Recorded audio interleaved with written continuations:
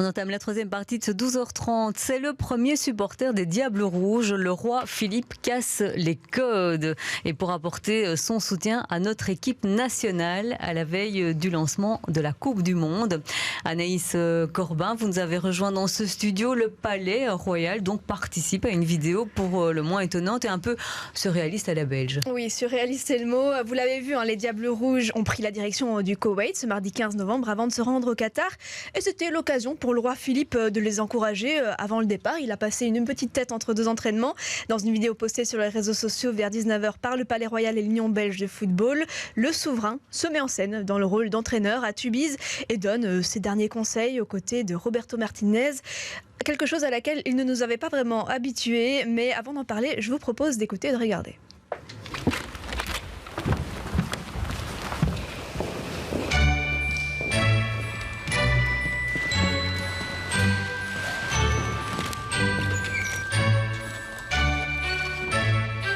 Please, wait here, Mr. Martinez. Thank you.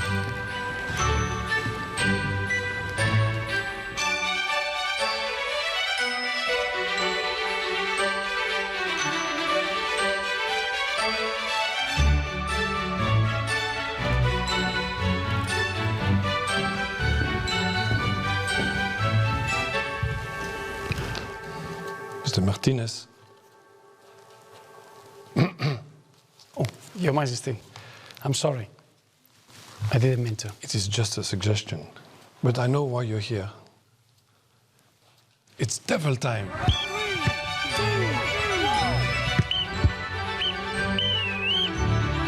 Kevin, Wat moet ik doen? volgens het boekje moet je daar zijn. Ah, oké, sorry. Ja?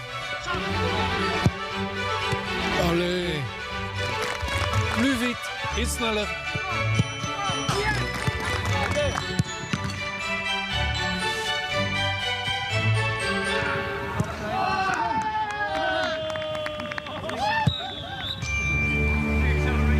Alors, pour les personnes qui nous écouteraient en DAB+, qui n'ont peut-être pas vu la vidéo, je vais un peu rapidement vous décrire ce qu'on y voit.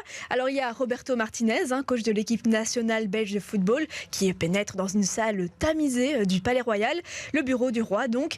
Il remarque des pantoufles aux couleurs de l'équipe nationale, des photos de supporters. Il ouvre un petit carnet dans lequel figure un schéma tactique et une composition d'équipe griffonnée au nom des 11 Diables Rouges. Une personne entre dans la pièce, l'entraîneur espagnol ne le remarque pas tout de suite. Le visiteur tout saute. Il s'agit du roi Philippe. Monsieur Martinez, lance-t-il. Ce dernier se confond en excuses. Le roi oriente son regard vers le carnet que tient Roberto Martinez. Mais ce n'est qu'une suggestion, reprend le souverain. Mais je sais pourquoi vous êtes là, monsieur Martinez. It's devil time. La suite de cette vidéo nous emmène au centre d'entraînement de Tubize durant un entraînement des Diables.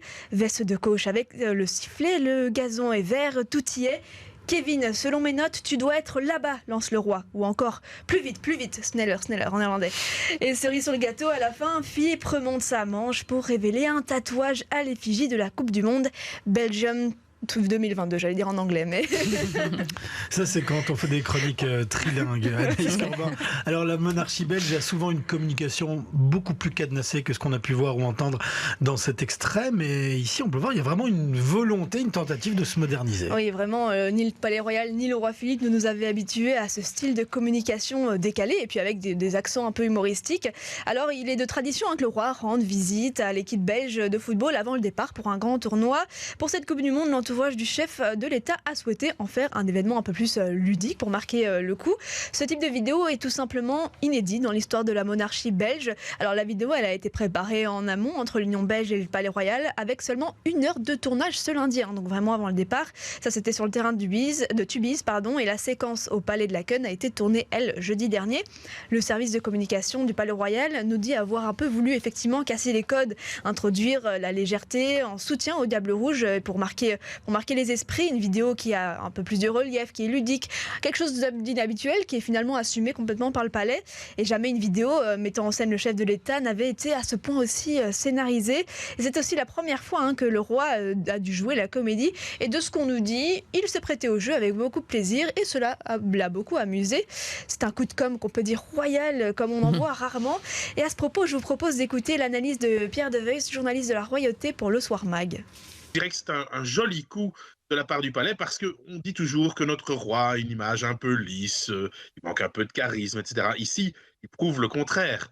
Et on a remarqué aussi que ils se sont sans doute inspirés de la vidéo géniale de la reine d'Angleterre lors des JO de Londres, où elle avait fait appel au service de James Bond. Bon, ici, c'est notre James Bond à nous, c'est Martinez. On dit toujours que ce qui tient la Belgique ensemble, c'est à la fois la monarchie et les diables. Donc, les deux, là, se sont associés. Non, mais on sait que le roi aime vraiment bien le football, le sport en général, mais le football. Et il se rend bien compte aussi que c'est un moyen de renforcer l'unité du pays. Le roi, le palais, fait toujours en sorte de rester neutre, hein. D'ailleurs, vous avez vu, il parle dans les deux langues, il y a même de l'anglais, mais il parle en français, puis il parle en flamand, donc tout ça est équilibré, il n'y a pas un mot qui n'est pas voulu dans cette vidéo, hein. Ici, on voit vraiment, donc ils sont d'abord sur les réseaux sociaux, ils sont présents sur tous les réseaux, sur toutes les plateformes. Et maintenant, déjà, ils font des montages avec des musiques de notre temps moderne. C'était jamais vu avant, hein. Et là, maintenant, de plus en plus, ils vont faire des one-shots comme ça, mais un peu originaux. Mais ils sont toujours très prudents quand même, hein. Donc, je pense qu'ils n'ont pas voulu communiquer parce qu'ils n'étaient pas sûrs jusqu'au bout du résultat. Tout est dans la mesure. S'ils commencent à faire une vidéo tous les jours pour faire ce genre de choses, non, ça va banaliser l'action et ça va peut-être le desservir. Il y a toujours cette notion de sacralité de la fonction. Donc l'idée, c'est de rester quand même au-dessus de la mêlée, mais de temps en temps faire un petit clin d'œil sympa pour montrer quand même qu'il est comme tout le monde, hein. Parce qu'on nous a toujours dit que le roi a plein d'humour. Malheureusement, sur le terrain, c'est pas toujours le cas. Et vous l'avez entendu, hein, ce que nous dit Monsieur De Voice. Le palais nous le dit aussi, hein, ce type de vidéo restera exceptionnel. Donc a priori, c'est pas d'aussitôt qu'on verra, hein, le roi Philippe danser sur TikTok. De plus, alors que la question de l'envoi ou non d'une délégation belge au Qatar a alimenté, hein, le débat politique, la vidéo ne comporte aucune référence au pays qu'avec la Coupe du Monde. On peut y voir un souci, hein, du palais d'anticiper des critiques et de prendre soigneusement soin d'éviter toute référence au pays, afin que cette vidéo ne puisse être interprétée que comme un soutien au Diable Rouge et non à la monarchie du Golfe. Voilà, prudence, prudence. Merci Anaïs Corbin.